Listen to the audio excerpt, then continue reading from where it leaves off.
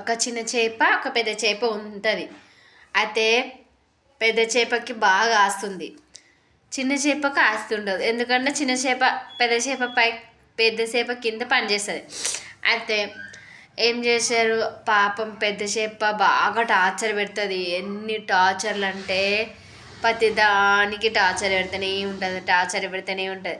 పాపం చిన్న చేప ఏమనకుండా ఏం చేయకుండా పాపం పడుతూనే ఉంటుంది.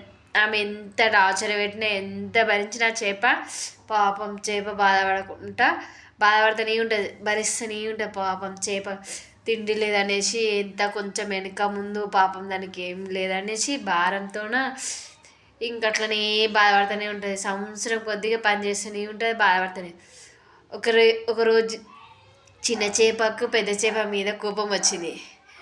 పెద్ద చేప మీద కోపం వచ్చేసి ఏం చేశారంటే పెద్ద చేపను చాలా చెడామడా తిట్టేసింది. ఏమన్నా చేయననేసి కోపం మీద కక్షి మీద తీసేసి కోపం మీద మాట్లాడి నువ్వు అవసరమే లేదు నాకు అనేసి చిన్న చేప కోప్పడుతుంది అనమాట.